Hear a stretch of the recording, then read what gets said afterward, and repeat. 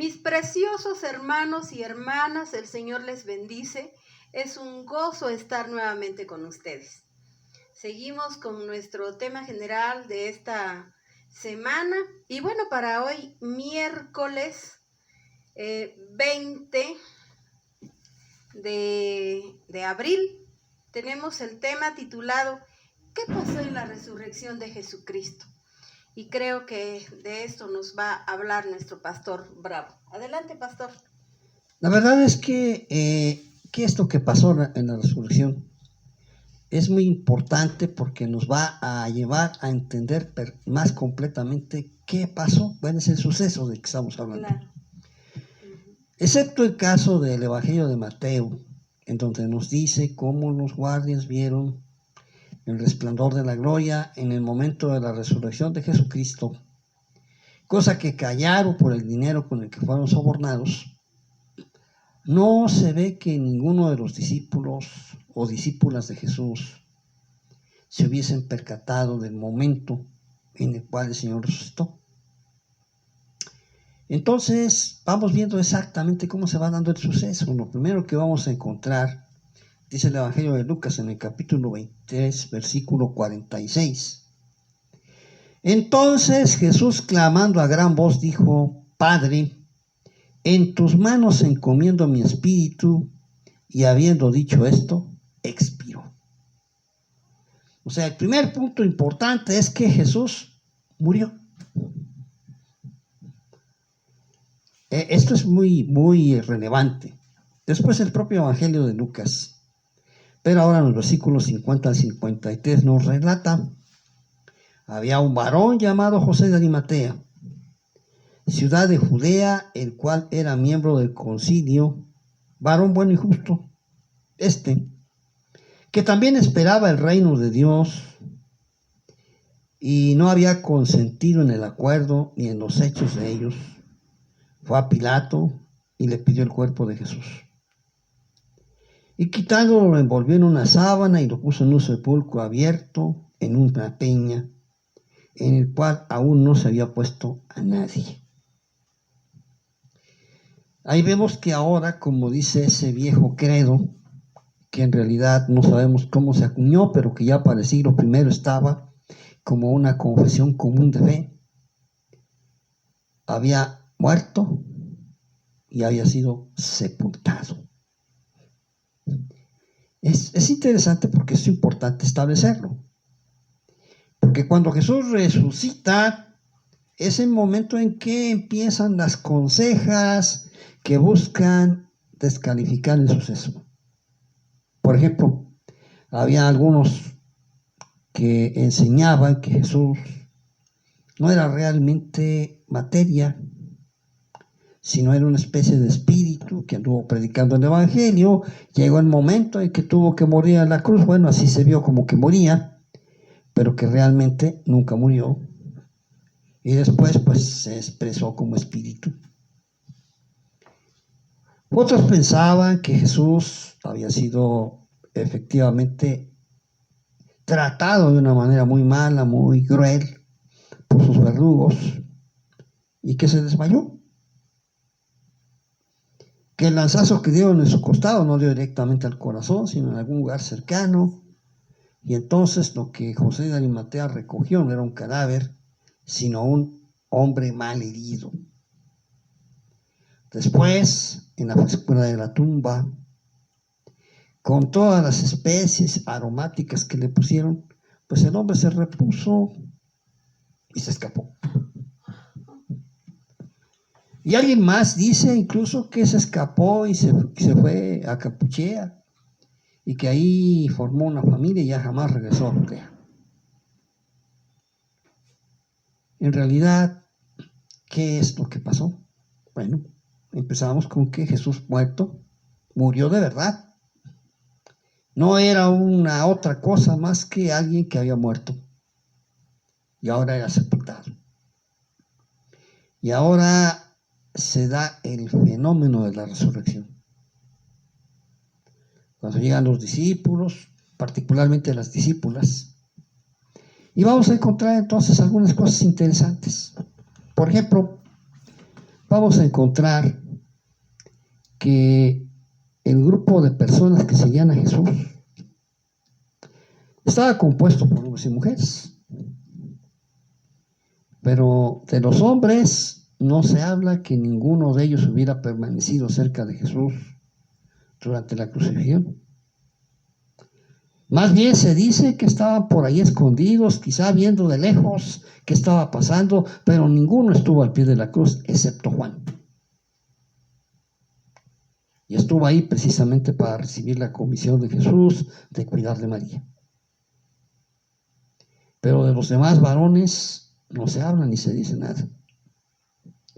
Tal parece que la cruz les asustó tanto que prefirieron guardar un muy bajo perfil.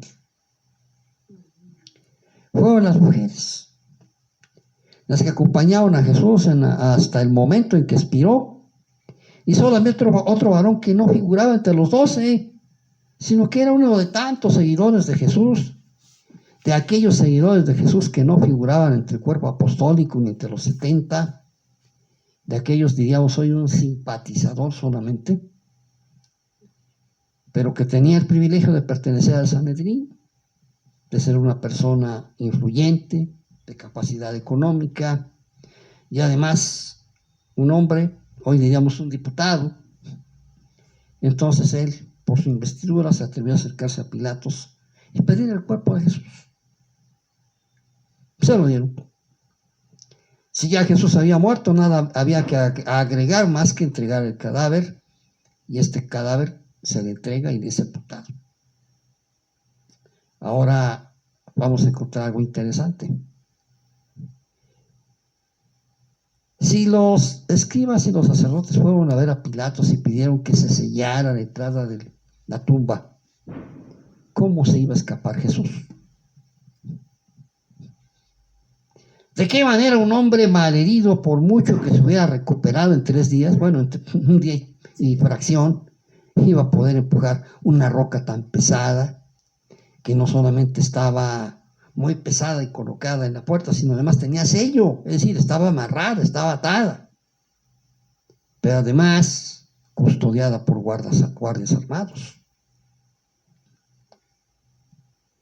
Pero lo interesante es que, según el relato de Mateo, sobre todo parece indicar que la piedra que tapaba la puerta no fue removida para que Jesús saliera, sino más bien fue removida para que las discípulas entraran. Claro. Es interesante esto, sobre todo porque eso nos va a llevar a una cuestión importante. Lo más interesante es que han pasado más de 2000 años. Y esta historia está tan fresca como en aquellos días. Esta historia sigue siendo una historia que sigue sosteniendo vidas y cambiándolas. Y el Jesucristo que resucitó en esa mañana también sigue tan fresco como esa mañana. Unos quizá 20 años, quizá 10 después de todo esto, le decía Pablo al carcelero de Filipos, cuando temblando le preguntaba: señores, ¿qué debo hacer para ser salvo? Y dice en Hechos, en el capítulo 16, versículo 31, que el apóstol le respondió: cree en el Señor Jesucristo y serás salvo, tú y tu casa. Dicho de una manera más contemporánea, cree en el Señor Jesucristo y serás salvo tú y tu familia, tú y los que amas. ¿Y qué pasó con Jesucristo? Es importante entender algunas cosas. Por ejemplo, entender cómo el resucitado, o el que se dice que resucitó, alienta, fortalece y envía a sus discípulos a una gran comisión. Y esto sigue siendo vigente y permanente aún hoy. No ha sido fácil para los cristianos sobrevivir 20 siglos. Atacados por fuera han sido perseguidos. Atacados por dentro han sido traicionados por sus propios congéneres. Y la doctrina cristiana sigue vigente a pesar de que ha sido atacada por fuera, por los que la niegan y por dentro por los que la distorsionan. Infinidad de grupos se han levantado para distorsionar esta historia.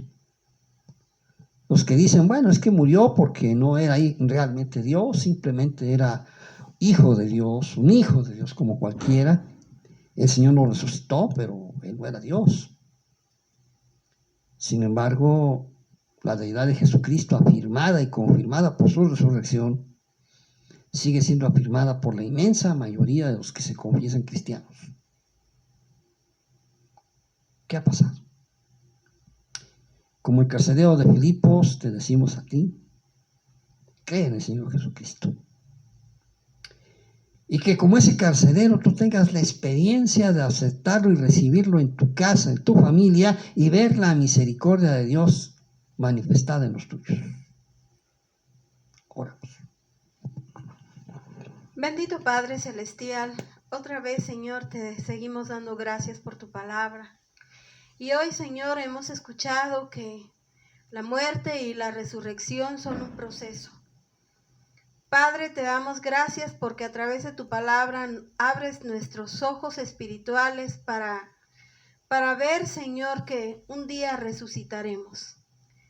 Señor, gracias porque también sabemos que un día vamos a morir, porque la paga del pecado es muerte. Y Jesús vino a pagar nuestro pecado y tuvo que morir.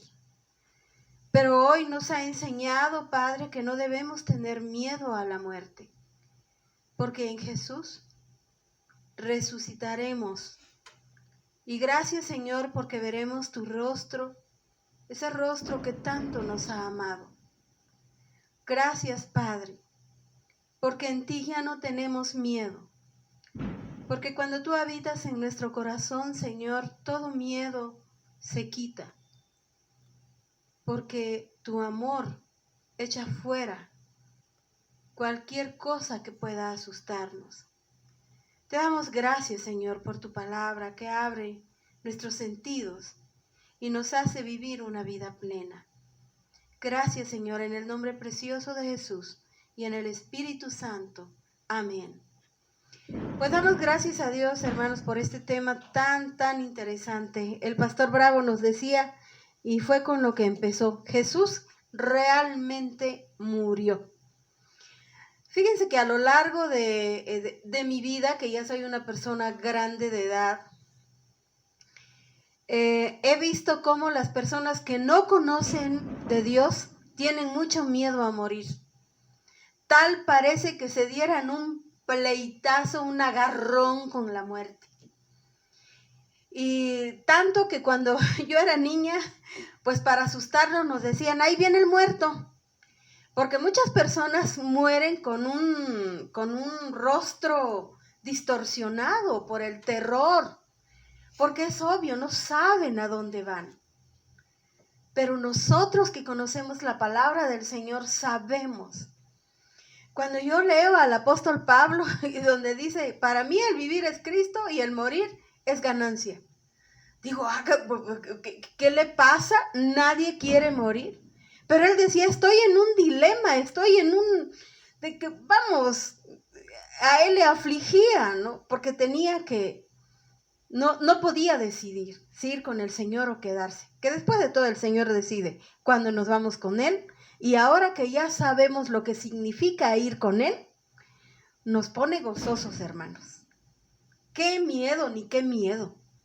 Yo he visto rostros de cristianos que ya están en el ataúd y tienen una sonrisa esbozada ahí, en ese rostro que se siente tan amado.